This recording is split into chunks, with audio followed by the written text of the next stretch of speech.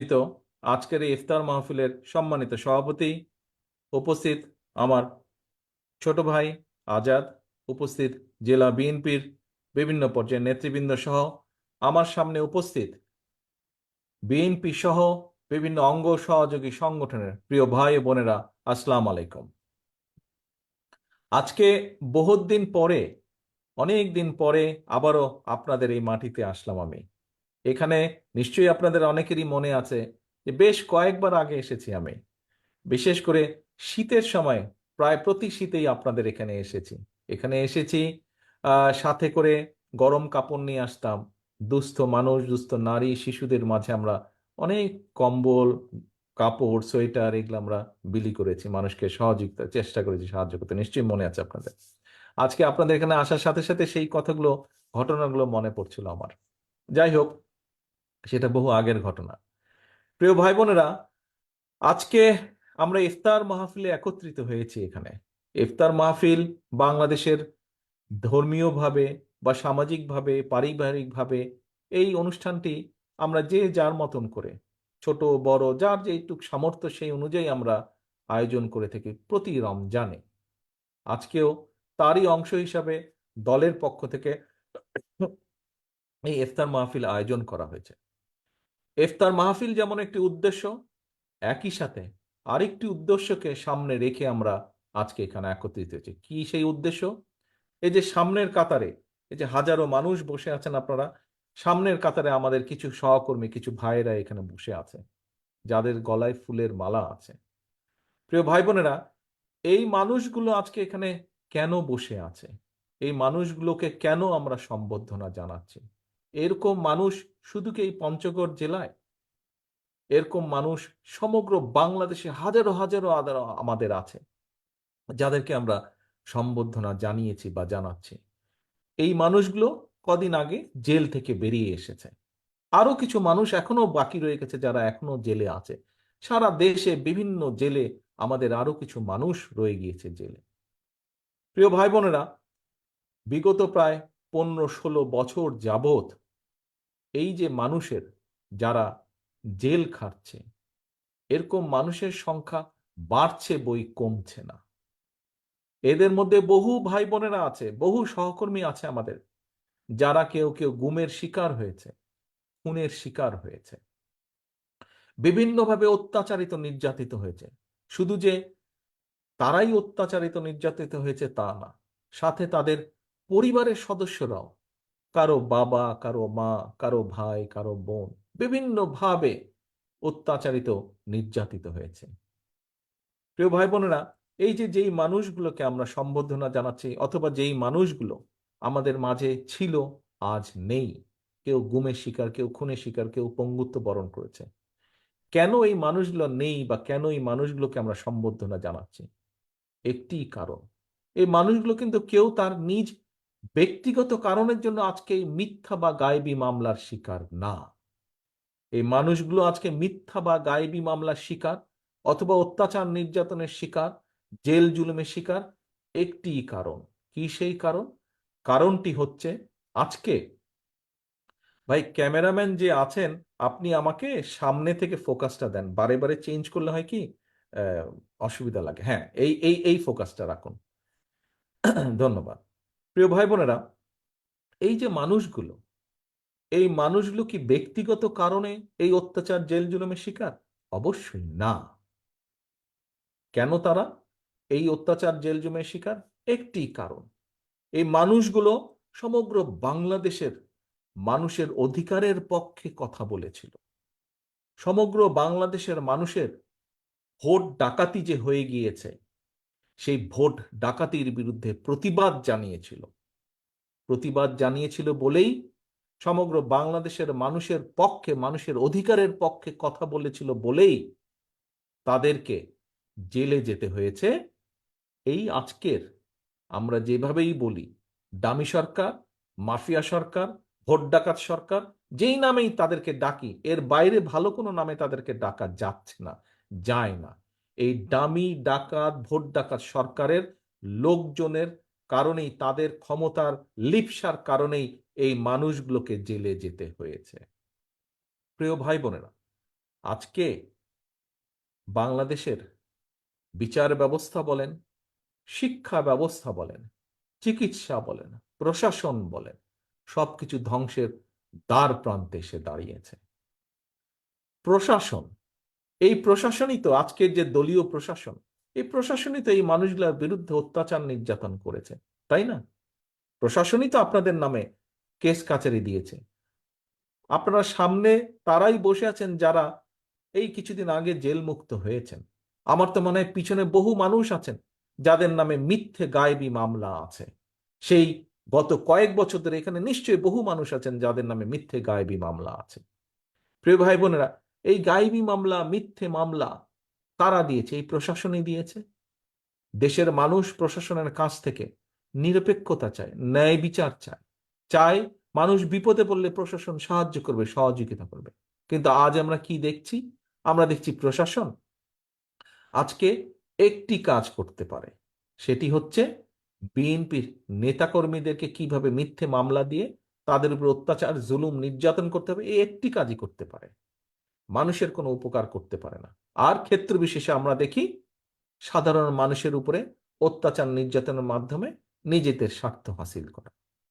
প্রিয় ভাই বোনেরা, আজকে বিচার ব্যবস্থা এমন এক পর্যায়ে এসে দাঁড়িয়েছে, যেই বিচার ব্যবস্থায় আওয়ামী লীগের লোকজন যদি যায় তাহলে একরকম বিচার, আর সাধারণ মানুষ অথবা বিএনপি সহ বিরোধী দলের নেতাকর্মীরা যদি যায় তাহলে অন্য ব্যবস্থা, অন্যরকম বিচার ব্যবস্থা। আজকে আমার কাছে আপনাদের কাছে আমার জিজ্ঞাসা, আপনারা কি কেউ বিশ্বাস করেন যে বর্তমানে যে বিচার ব্যবস্থা, এই বিচারকরা যারা খালেদা জিয়ার বিরুদ্ধে অন্যায় রায় দিয়েছে, যারা খালেদা জিয়া সহ বিএনপির হাজারো লক্ষ নেতাকর্মীর বিরুদ্ধে অন্যায় রায় দিয়েছে, এরা, এই বিচার ব্যবস্থা আপনাদের প্রতি কোনো ন্যায় বিচার করতে পারে? আপনারা কি মনে করেন এই বিচার ব্যবস্থা, এই দেখেন সবাই হাত নাড়ছে, এই বিচার ব্যবস্থা ন্যায় বিচার করতে পারে? কেন? কারণ এই বিচার ব্যবস্থা আজ এই ডাকাত দল, আওয়ামী লীগ নামক যে ডাকাত দল, জনগণের ভোট ডাকাতি করা যে দল, এদের দলীয় সংগঠনে পরিণত হয়েছে। প্রিয় ভাই বোনেরা, আজকে শুধু যে দেশের মানুষের ভোটই ডাকাতি হয়েছে তা না, দেশের মানুষের কথা বলার অধিকারকে পর্যন্ত ছিনিয়ে নেওয়া হয়েছে। শুধু যে মানুষের অধিকার, কথা বলার অধিকারকে ছিনিয়ে নেওয়া হয়েছে তা না, আপনি দেশের অর্থনীতি নিয়ে কথা বলবেন, আজকে দেশের অর্থনীতি, ব্যবসা বাণিজ্য কি অবস্থা, সাধারণ মানুষের ব্যবসা বাণিজ্য, এটি আপনারা পরতে পরতে অনুভব করতে পারছেন। আজকে দেশে বাজারে গেলেই প্রত্যেকটি সাধারণ মানুষ বুঝতে পারে আজকে যে কি অবস্থার মধ্যে দিয়ে তাকে সংসার চালাতে হচ্ছে, যে কোনো সাধারণ মানুষ। অথচ আমরা কি দেখছি? আমরা দেখছি উন্নয়নের, তথাকথিত উন্নয়নের নাম করে জনগণের কোটি কোটি টাকা বিদেশে পাচার করা হচ্ছে। এটি আজকে ওপেন সিক্রেট হয়ে গিয়েছে। ওপেন সিক্রেট হয়ে গেছে, বাংলাদেশ থেকে দেশের মানুষের কোটি কোটি টাকা আজ বিদেশে পাচার করে দেওয়া হচ্ছে। এটি শুধু দেশের পত্রপত্রিকায় নয়, বিদেশের পত্রপত্রিকায় পর্যন্ত এসেছে। আজকে এই যে ডাকাত দল, এই আওয়ামী লীগ নামক যে ডাকাত দল, যারা মানুষের ভোট ডাকাতি করছে, যারা মানুষের অর্থ সম্পদ ডাকাতি করছে, এদের যারা লোকজন আছে, দামি এমপি মন্ত্রী যারা আছে বিদেশে, এদের শত শত শত বাড়িঘর, একটি দুইটি চারটি না, শত শত বাড়িঘর এদের।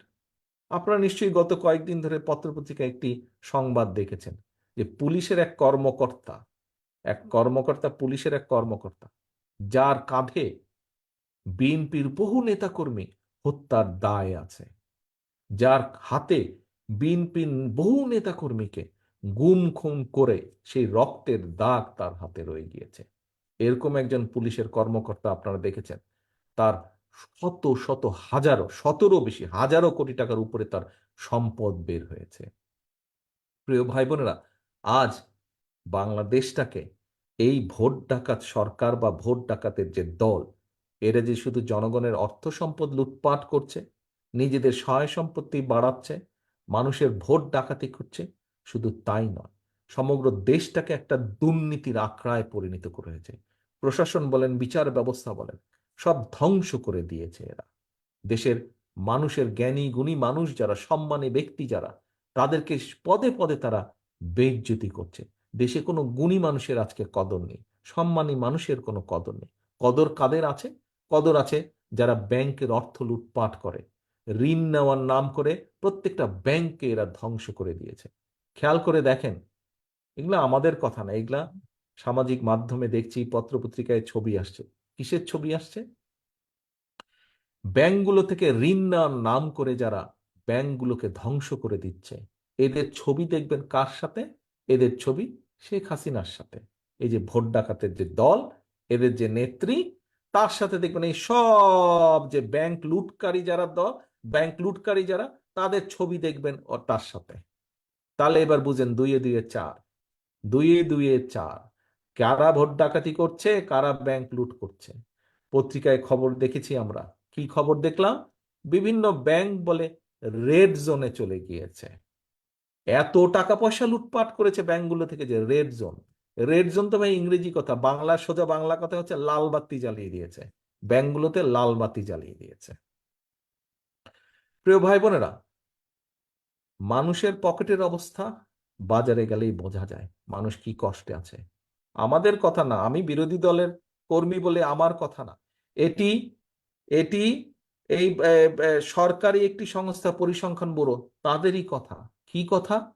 বাংলাদেশের কোটি কোটি মানুষ, কোটি কোটি মানুষ প্রতি মাসে ঋণ করে সংসার চালাচ্ছে।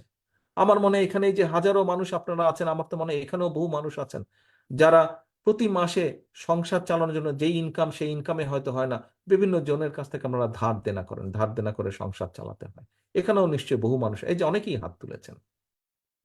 আজকে আমরা দেখছি কৃষকরা, লক্ষ লক্ষ কৃষক, বাংলাদেশের লক্ষ লক্ষ কৃষক, বাংলাদেশের ম্যাক্সিমাম মানুষ কৃষির সাথে, জনসংখ্যার জনগোষ্ঠীর বিরাট একটি অংশ কৃষির সাথে জড়িত।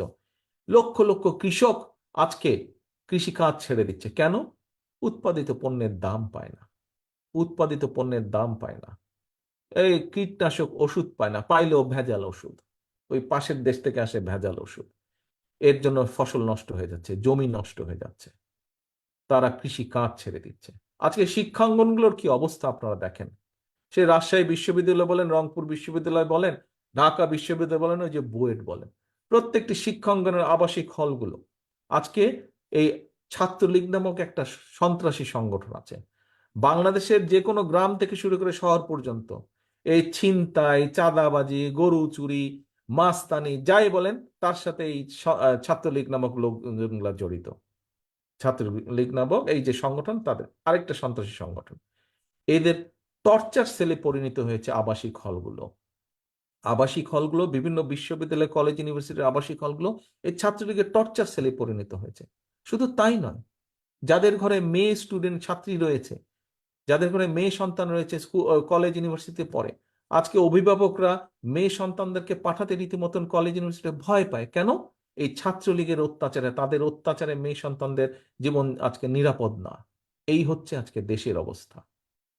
প্রিয় ভাই বোনেরা, দেশের বিচার ব্যবস্থা ধ্বংসের দ্বার প্রান্তে, দেশের নির্বাচন ব্যবস্থা আজকে, মসজিদ কমিটি বলেন, স্কুল কমিটি বলেন, কোন ক্লাবের কমিটি বলেন, প্রত্যেকটি জায়গায় আজকে নির্বাচন বন্ধ করে দিয়েছে, করে দখল করে নিয়েছে আওয়ামী লীগের লোকজন। কোথাও কোনো নির্বাচনের ব্যবস্থা রাখেনি।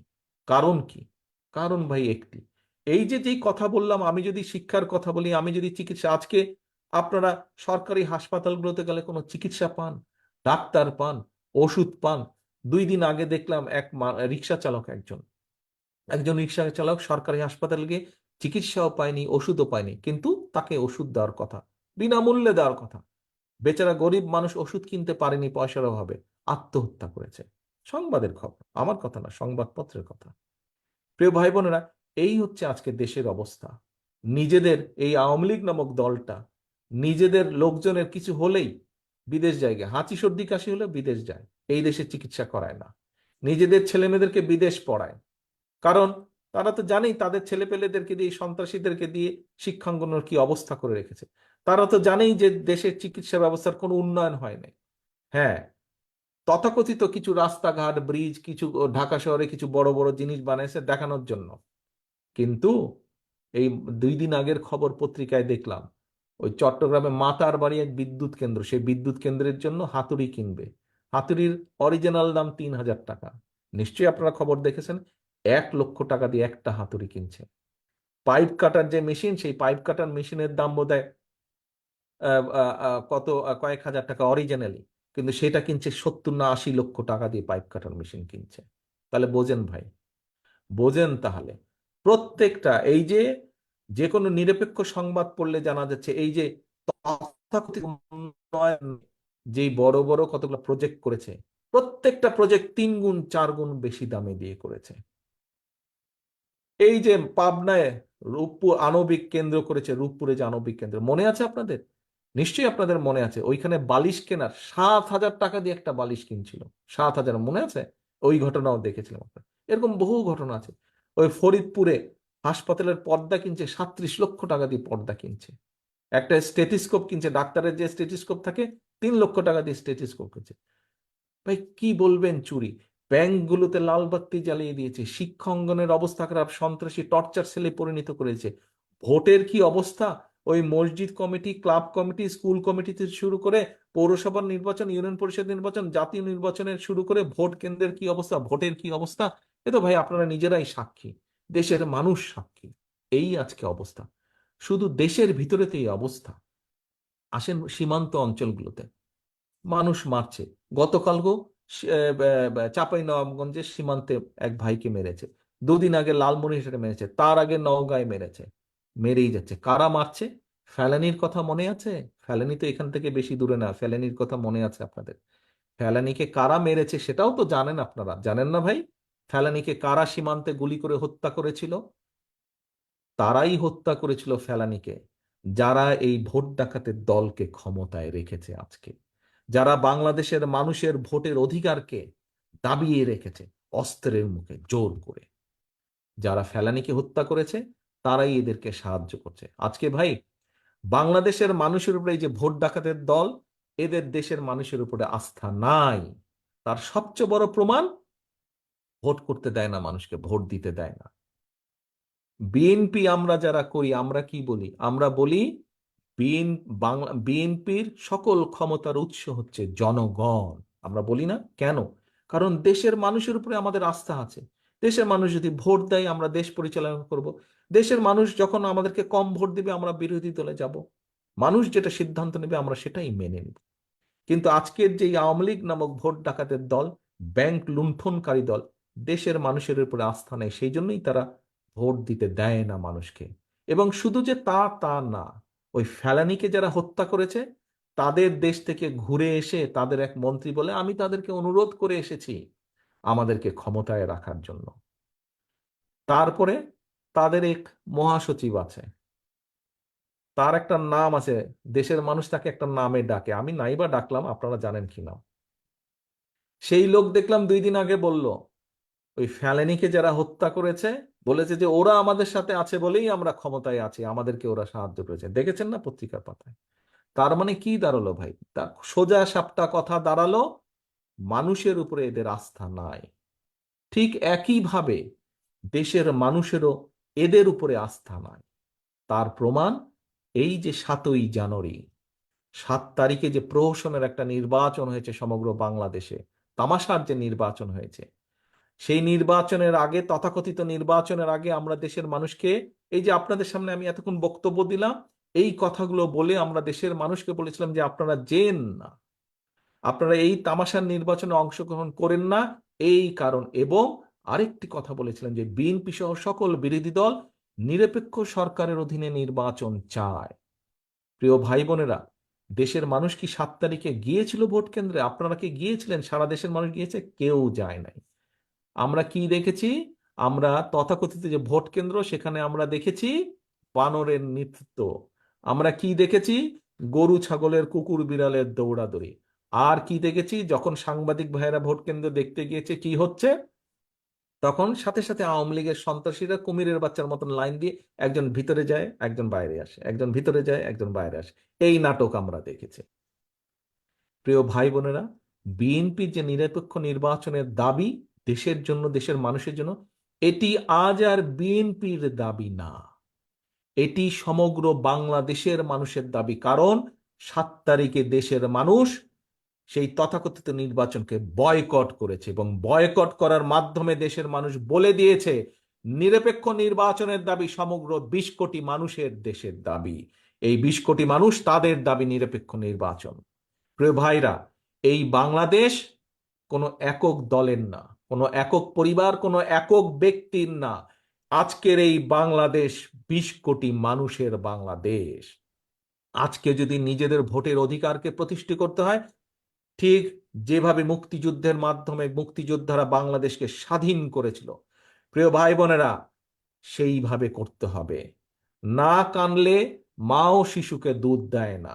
আজকে আমাদের অধিকার আমাদেরকে ছিনিয়ে আনতে হবে। অধিকার কখনো কেউ কাউকে দিয়ে যায় না, অধিকার ছিনিয়ে আনতে হবে। আজকে এই ইফতার মাহফিলে আমাদের সকলকে শপথ নিতে হবে যে এই দেশের মানুষের অধিকার যতদিন পর্যন্ত প্রতিষ্ঠিত না হবে, ভোটের অধিকার প্রতিষ্ঠিত না হবে, ততদিন পর্যন্ত আমাদের সংগ্রাম আন্দোলন অব্যাহত থাকবে। এই প্রতিজ্ঞা আজকে করতে হবে আমাদেরকে ইফতার মাহফিলে। এই হবে আমাদের আজকে প্রতিশ্রুতি, এই হবে আজকে আমাদের প্রতিজ্ঞা। আল্লাহর দরবারে আমরা এইটি আজকে হাত তুলে মোনাজাত চাইব। আল্লাহ আমাদেরকে সেই শক্তি দিবে, আল্লাহ আমাদেরকে যেন সেই শক্তি দেন, আল্লাহ আমাদেরকে যেন সেই রহমত দেন, যাতে বিএনপি সহ সকল বিরোধী দল বাংলাদেশের মানুষের ভোটের অধিকার প্রতিষ্ঠিত করেই ঘরে ফিরে যাবে। কি ভাইরা, আমরা এই শপথ করতে পারি, আজকে এই দোয়া চাইতে পারি আল্লাহর কাছে। ধন্যবাদ সকলকে। আসুন, এই হোক আজকে আমাদের প্রত্যাশা, এই হোক আমাদের প্রতিজ্ঞা, এই হোক আমাদের শপথ।